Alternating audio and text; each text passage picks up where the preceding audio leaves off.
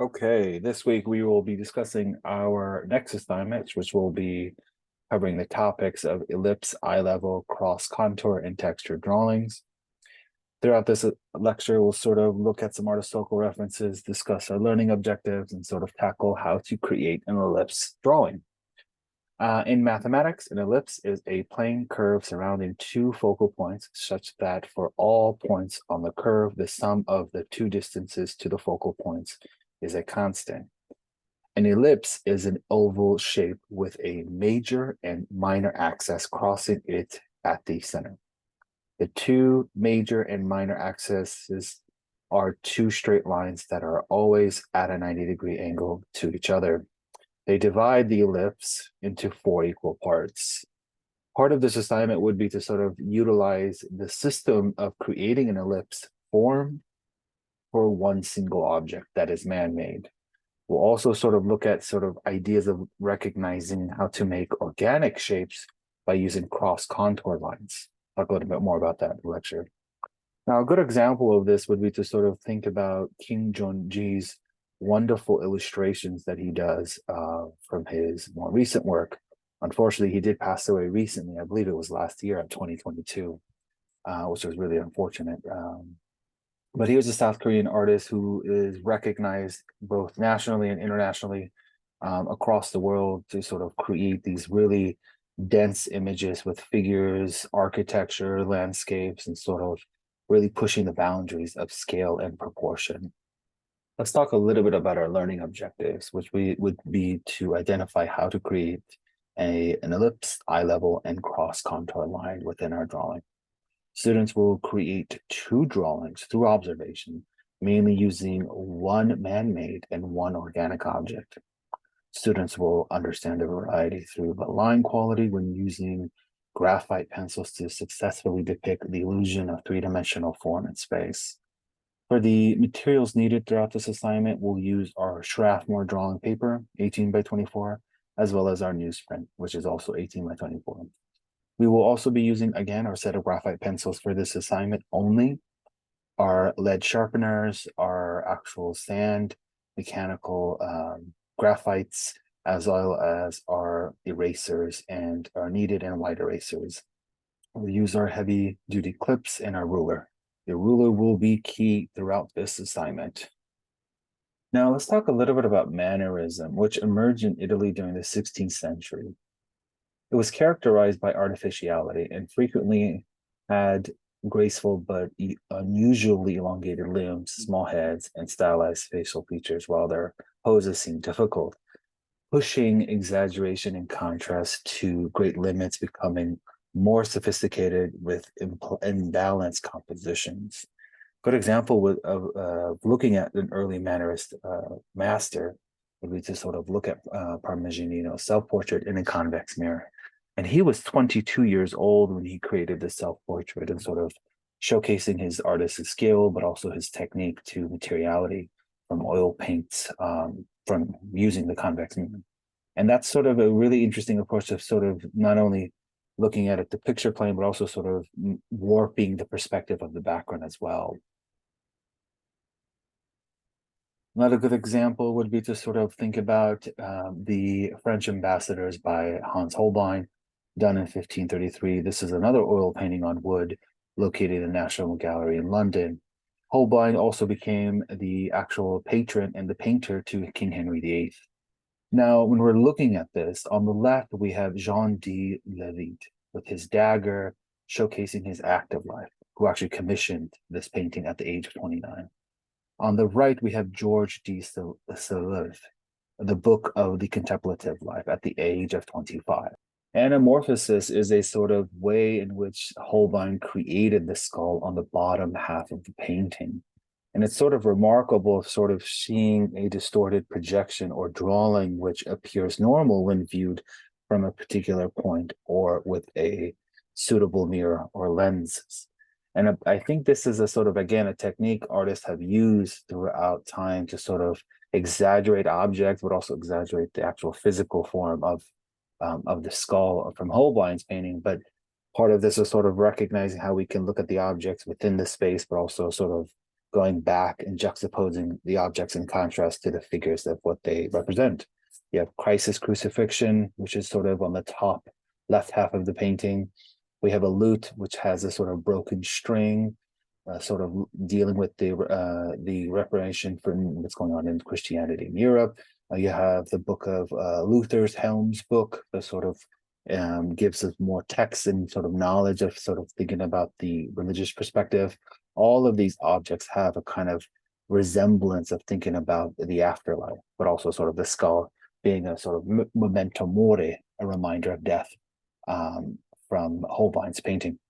Another technique artists used was the camera obscura, ancestor of the photographic camera. The Latin name means dark chamber, and the earliest versions dating to antiquity consisted of a small darkened rooms with a light emanated through a single tiny hole. The result was the inverted image of the outside scene, which was cast on the opposite wall, which was usually whitened. And you can kind of see that here when you can kind of see this frame, wooden frame that an artist created to showcase the perspectival space, but also the linear points of view of the fluted instrument here.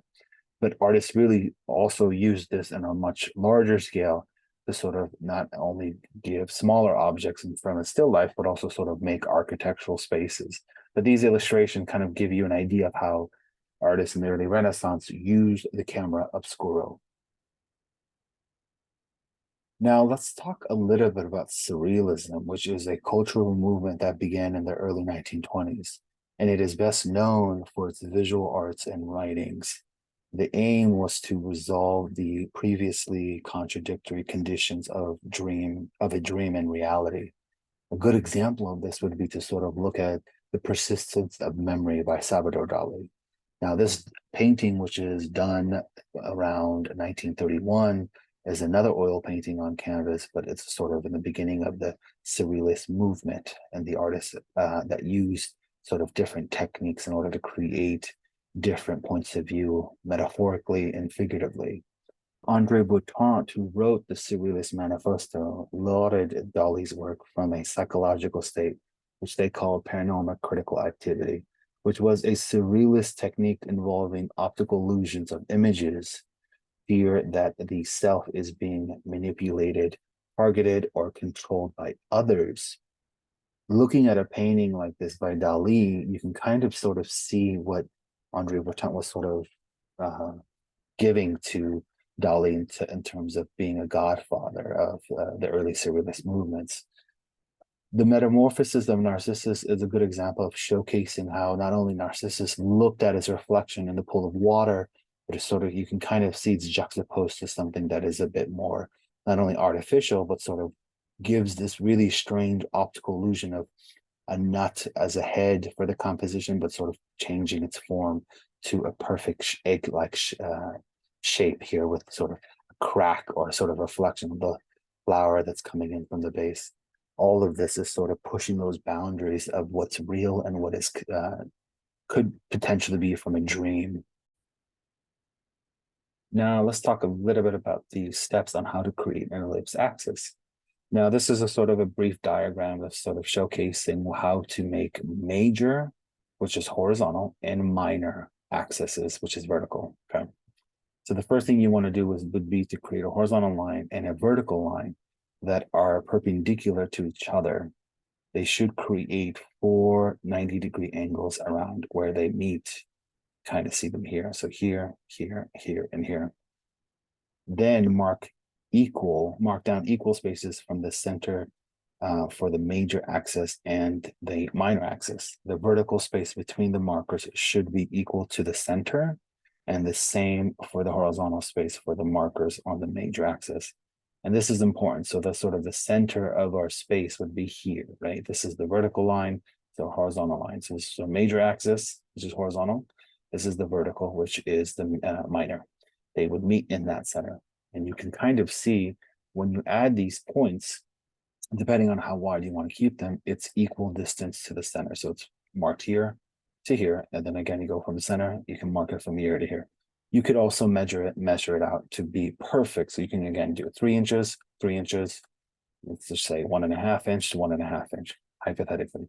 There, you will actually get a perfect point from all of these curves. You can kind of connect all of them, which will eventually create an ellipse, depending on the points of view and depending on the height from both axes.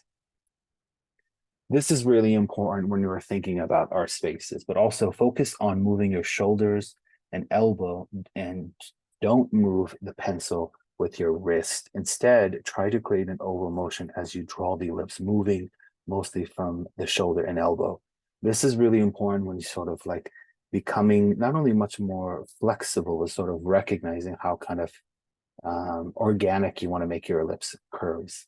A good exercise would be to sort of also, if you want to use exact measurements, to calculate how to create a perfect circle. This is what I would highly recommend. You can actually measure this out 3 inches by 3 inches, and each point can sort of be divided by 0.5 inches. You can kind of see here. And you can notice if I add a sort of diagonal line from these corners here, from the top right, the bottom left, top left, the bottom right, you have your center. In each one, in terms of where they meet, you can add an individual point. And once you move your graphite pencil and kind of curve around each point, it will actually make a perfect circle. You can do this when you're looking at sort of thinking from a top aerial perspective, but also that could also be applied in a 2-point linear perspective. And this is also something that you can practice throughout this process of sort of, again, utilizing 2-point linear perspective with the same measurement. Now, this is not required, but those of you who want to tackle this process, you're more than happy to. I would highly recommend it. You could do this in your sketchbook throughout this assignment. Talk a little bit about what typography is when we're using or trying to understand maps. The main points in understanding typography is that each contour line represents a change in elevation. Lines that are close together show steep inclines. Lines further apart represents a gradual slope. And you can kind of see this when we're looking at an aerial perspective of obviously Washington State, but the more kind of zoomed in we can get, the higher in elevation things can kind of sort of be much more easily read. And a good example of looking at Mount Baker's typographical map is also showing like where the higher points of the elevation are, which kind of are indicated here. And notice the lines that kind of curve downwards that sort of have that incline are sort of much more closer together. These are sort of things that I want you to also use throughout this process. But even when we look at history, obviously a good example of looking at how we can read maps is looking at it from an aerial perspective. But obviously artists in throughout time showcased maps as a sort of rich luxury of good wealth, but also sort of their knowledge and experience of their travels and their conquests throughout different locations in the world. This is a good example of looking at the map of Venice, where we can kind of see things that are kind of recognizable in this sort of actual believable rational space, but nothing is really legible. Like we can't see how far structures are within each other. We can kind of gives that illusion of space, but a good map would be to sort of showcase pure, accurate elevation, but also sort of lines that separate the forms of how far things are, how close things are. And again, the best way would be to looking at it from satellite images. You can kind of see on the image on the bottom of Venice here, which really helps us, dictate where things are in the physical world. And then you can also calculate how things can be read. Now let's talk a little bit about what a cross contour drawing contains, which is parallel lines that run across the surface of an object or radiate from the central point, such as those that appear on a topographical map or a digital wireframe. Now, this is an example of looking at the seashell, but sort of showcasing how when you start either from the center or sort of like radiate around this sort of space, notice that the lines become almost parallel. We don't see really any value. Part of this is sort of thinking about how you can exaggerate these lines to sort of separate tonal variations in terms of value, but really cross contour lines can give the illusion of volume because of the directions that they move. And I want you to really focus on this aspect when we're using this for our organic shape. Here are some techniques we'll sort of discuss throughout this assignment, which is available for those of you who want to explore. Hatching, which consists of drawing lines in a same direction, is another way to add tonal value to your graphite work. Cross-hatching is a drawing technique that involves drawing parallel lines that cross each other to create a hatched effect.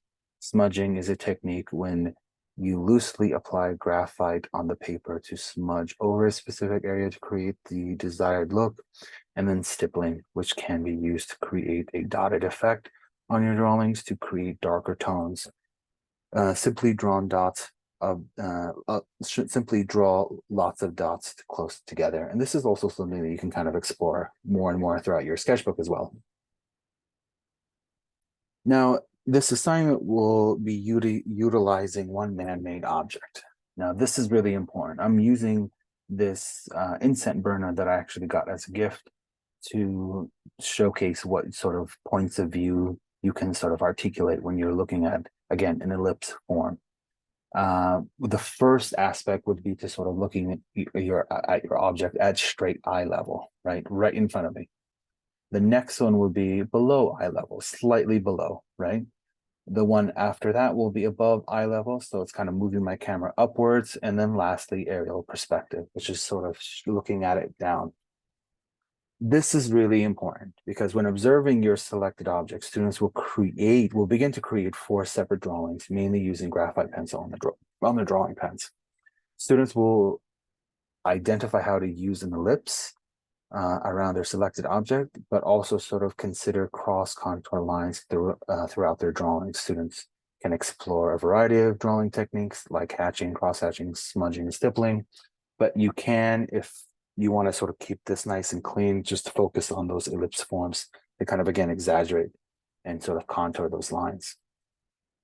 This is a sort of an example of a student's work from a Coca-Cola can where they sort of used different points of view, not only using perspective, but also sort of dictating straight eye level, below eye level, above eye level, and aerial perspective. Controlling the line weight. Now, this is really important because I think a lot of us will also sort of explore different types of graphites when we're working with our pencils, but this is also something I want you to use. Now, these are 2 basic guidelines for this technique. To accentuate lines nearest to you, everything that is more distinct when close up, right? And accentuate only one side of an object and or lines at the bottom to represent the shadow and the weight. You can kind of see this in sort of some of these objects and these tools by this Q-tip, the hammer, sort of circular object here, but notice it's sort of using one side of that sort of object, right? Interior lines can show reflections. Interior lines can also show texture. So this is also something that you can kind of have fun with. Now, when we're also using our contour drawing, this is the second drawing we'll be doing. You have to use an organic form. An organic form has to be something that's not obviously man-made. Now, you can use any object you're choosing. I'm using a bell pepper here for this process, but I want you then to sort of go back and then sort of kind of have some fun when sort of exaggerating the space. But really, you want to select one object and create a zoomed in composition of a complex structural and natural form. But remember, you can utilize the system of a grid of sort of articulating how to create this sort of form on your large scale Strathmore paper. But notice, again, light and value are not really specifically that important, but this will help actually act as a guide. And I can show you how to set up a nice even background with just standard Strathmore paper later when we get into our demo. Let's look at some more examples of creating zoomed in compositions and filling in the space with to the picture plane. Again, the picture plane is a sort of the edges of the paper. Notice these images are really, really large. Obviously, they're sort of zoomed in. You can kind of have some fun with that. But notice there's no value. Lines should have a variety of weight. This is really, really important. Again, the heavier the weight, the more darker. The lighter the weight, the more lighter. Essentially, cross contour lines are drawn lines with which travel, as the name suggests, across the form. Cross contour lines may be horizontal or vertical or both. but always describe the form three-dimensionally if an object or on an object or surface. Good examples would be to sort of look at the self-portrait by Kolowitz, who's a sort of well-known lithographer from Europe, but also sort of showcasing how the artist is using the sort of much more bolder sort of cross-hatching as well as hatching lines that give that sort of cross-contour composition. This is another portrait of an elephant sort of portrait that's sort of divided in half that again exaggerates those forms on prepared paper.